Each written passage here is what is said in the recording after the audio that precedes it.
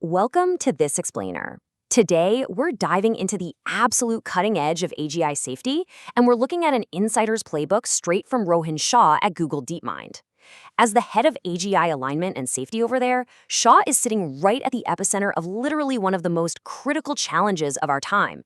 So we're going to take a structured look at how a frontier lab actually approaches the existential questions surrounding artificial general intelligence. We're moving way past the sensational headlines and getting right into the actual engineering and governance realities.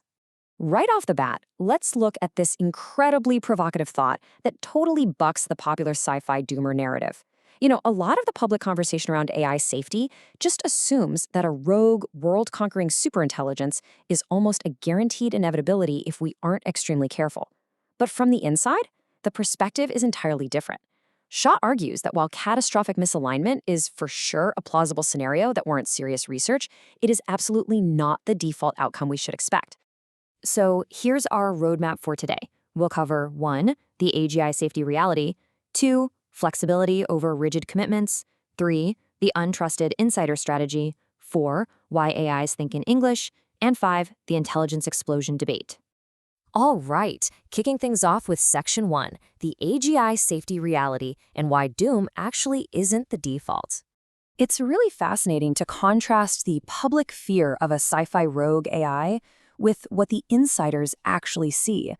We tend to think of alignment as this mystical, unsolvable problem, but the engineers at Frontier Labs view it as a very solvable, prosaic challenge.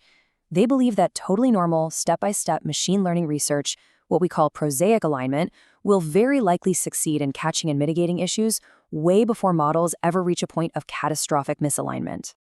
Now, you might be wondering, don't models cheat? Well, yes, models will absolutely reward hack, which basically means finding a lazy loophole to get a high score on a short, maybe 1-week task. But here's the crucial point. A lazy loophole on a short task is wildly different from forming an ambitious, long-term master plan to conquer humanity. Jumping from one to the other requires a massive leap in long-term goal horizons, and that just isn't the default outcome. Plus, the challenges of overseeing these systems, they don't just appear overnight out of thin air. We can address them gradually as the models scale up. Moving right along to Section 2, flexibility over rigid commitments, and exactly why pledges tend to fail. According to Shah, making rigid safety pledges is basically like tying yourself to a mast. It's a terrible idea, simply because scientific research dictates that our best actions have to constantly change over time. Think about it. When you write a concrete rule today about an evolving technology, the model's intelligence and optimization pressure will eventually just route right around that rule. Flexibility is absolutely paramount here because the ground beneath us is shifting literally every day.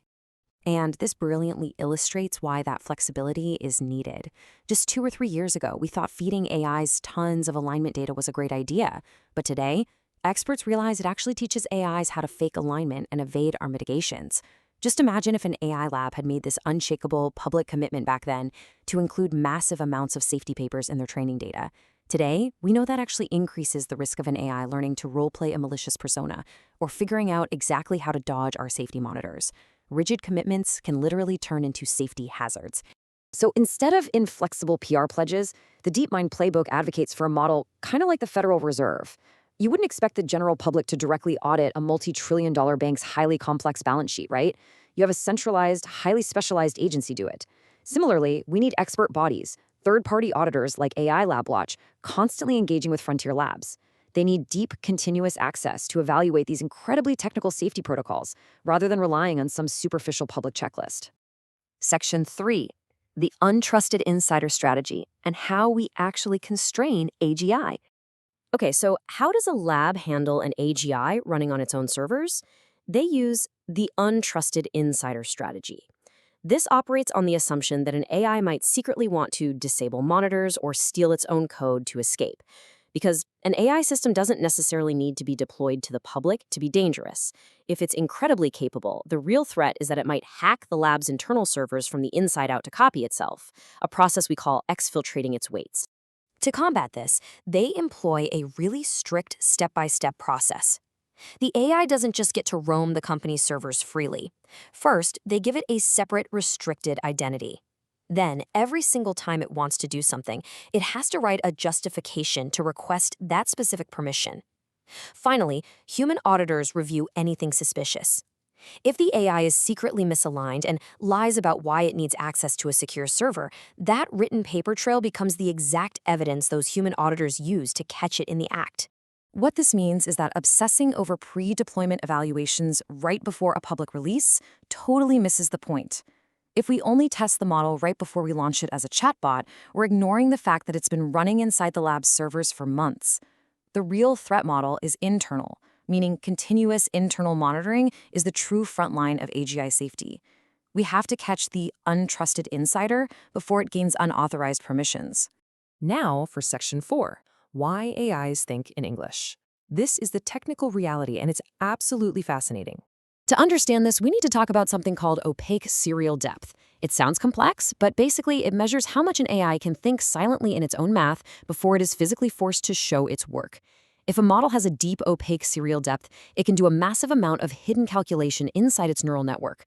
But if it has a low, opaque serial depth, it has to output a token, a word, just to keep track of a complex multi-step problem. Here's the thing about the hardware running these AIs. It relies on wide parallel processing rather than deep serial computation. So transformers actually have a very low, opaque serial depth.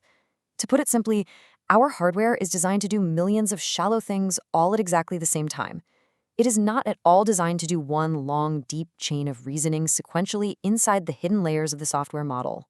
So, the takeaway here is that AIs are structurally forced to use human-readable chain of thought as a sort of scratch pad.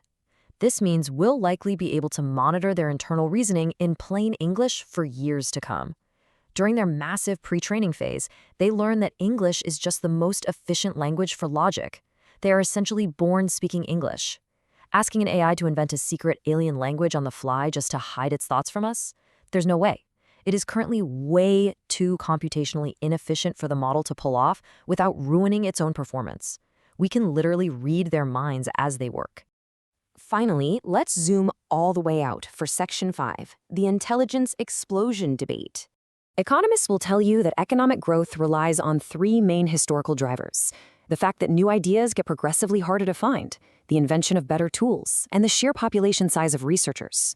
Historically, we saw hyperbolic growth because our population was rapidly expanding, giving us way more minds to invent things. Today, we have steady exponential growth because even though ideas are getting harder to find, our tools are getting so much better. And this is where the debate gets incredibly intense.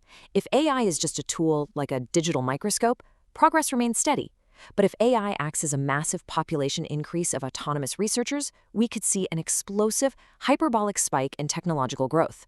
A tool helps a human do their job faster, sure, but a population of autonomous AI researchers means you can copy and paste 10 million new digital scientists overnight.